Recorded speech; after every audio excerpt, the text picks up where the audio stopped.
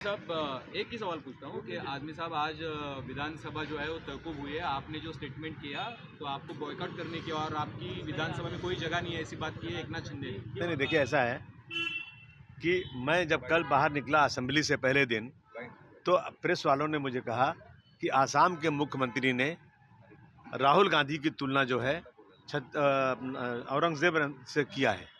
आपका क्या बोलना है? देखिए मैं क्या जानूं कि औरंगजेब क्या थे, कैसे थे। जो हिस्टोरियन बोलेंगे वही तो मैं जानता हूं।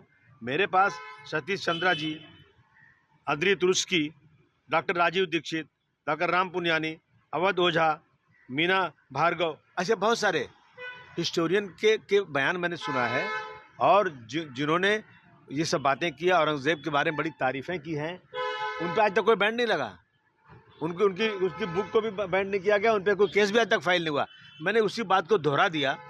मैं ज़िंदगी में कभी सोच भी नहीं सकता हूँ कि मैं छत्रपति शिवाजी महाराज हों या छत्रपति संभाजी महाराज हों या डॉक्टर भीमराव अम्बेडकर हों या महात्मा ज्योतिबा फुले हों या राजश्री साहू महाराज हों, इन ऐसे लोगों के खिलाफ अपमानित बात मत करूं। लेकिन मैं जानता हूं प्रशांत कोरटकर एक हैं, राहुल शोलापुरकर हैं, इन्होंने क्या क्या स्टेटमेंट दिया आप देख लीजिए किस तरह का दिया। उनको सिक्योरिटी मिली हुई है, तो मेरे स्टेटमेंट में इतना बड़ा बवाल क्यों? मैं समझता हूं कि मैं ज़िंदगी में कभी भी ऐसा कोई स्टेटमेंट, ऐसा कोई दिल की गहराई में कभी बोल ही नहीं सकता हूं। इन महाराज के जो लोगों ने इस महाराष्ट्र में इतने बड़े बड़े काम किए, सारे धर्म के साथ, सारे इंसान के साथ बराबरी किए, इनके खिलाफ मैं बोलूँ, मेरी हैसियत बोलने की कभी सोच भी नहीं सकता मैं। लेकिन अगर इसके बाद भी अगर किसी को ऐसा लगता है कि मैंने इस तरह की बातें बोली हैं और जिससे किसी को आहत हो रहा है, तो मैं अपने स्टेटमेंट को वापस लेता हूँ।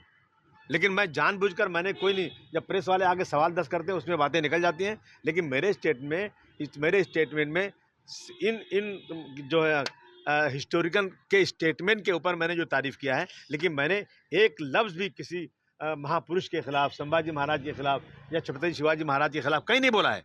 मैं बोल भी नहीं सकता हूँ। और बहुत असेंबली में बहुत सारे काम हैं, बजट सेशन चल रहा है और इस इशू पर असेंबली रोकना मैं समझता हूँ कि महाराष्ट्र की जनता के साथ नाइंसाफ़ी होगी। इसलिए मैं अपने पूरे स्टेटमेंट को वापस लेता हूँ और मैं चाहता हूँ आज के बाद से ये बात खत्म हो जाए। आदित्य ठाकरे तो आपके ऊपर एफआईआर हुई है सर? नहीं, ठीक है, एफआईआर मेरे ऊपर हुई है, लेकिन ये जिन लोगों की जिन हिस्टोरिकल की स्टेटमेंट पर मैंने स्टेटमेंट दिया, उन पर क्या हुआ आज तक? जो स्टेटमेंट इस तरह दे रहे हैं, बहुत सारे लोगों के स्टेटमेंट है, आप निकाल के देख लीजिए। एफआईआर मेरे ऊपर करने का मतलब, मैं एक अगर मुस्लिम कम्युनिटी का आदमी हूँ, इस तरह मेरे साथ आप जो है अलग बर्ताव करोगे और इन लोगों के ऊपर जिन्होंने इन महापुरुषों के खिलाफ खुल के बयान दिया, उन पे खिलाफ कुछ नहीं करोगे तो मतलब क्या? आदित्य ठाकरे ने कहा है कि आप भारतीय जनता पार्टी की बी टीम हो, शायद आपको मुख्यमंत्री ने कहा है ऐसा स्टेटमेंट करो क्योंकि धनंजय मुंडे और अन्य दूसरे मुद्दों पर ये ध्यान हटाया जाए। अरे भाई, ये आप प्रेस वाले पूछो ना कि प्रेस वाले क्या उनके बोलने पे मुझसे पूछने आए थे क्या? प्रेस वालों ने मुझे पूछा, मैंने कोई प्रेस कॉन्फ्रेंस नहीं बुलाई थी। मेरे सामने प्रेस वाले निकलते ही लगा मुंह पे लगा दिया माइक, आप पूछने लग गए। तो मैंने इसके जवाब में इन जो है हिस्टोरिकल लोगों से मैंने जो सीखा था, जो पढ़ा था, वही मैंने बोल दिया। कल एफआईआर में ये बोला गया कि आपके लिए इंडिया में कोई जगह नहीं है। शिवसेना के जो एमपी हैं उन्होंने इस पर आपका क्या कहना है? नहीं, वो तो सारे मुसलमानों को भगा देना चाहते हैं।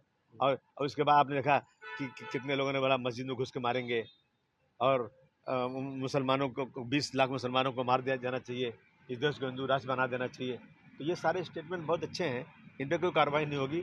और मैंने कोई हिस्टोरियन के स्टेटमेंट को दोहरा दिया तो मेरे पे इतनी बड़ी कार्रवाई होगी, मतलब क्या है इसका? आज शिवसेना बीजेपी के विधायक जब प्रोटेस्ट कर रहे थे, वो कह रहे थे कि आपने कहा कि औरंगजेब सबसे अच्छा राजा थे, तो वो ये सवाल ये भी पूछे कि दारा शिकोह को किसने मारा, शाह शुजा को किसने मारा, गुरु तेग बहादुर को किसने मारा, ये उनको क्यों नहीं दिख रहा है? देखिए, मुझे सब दिख रहा है। सत्ता ये जो है ना, ये राजकाज में धर्म को मत लाइए।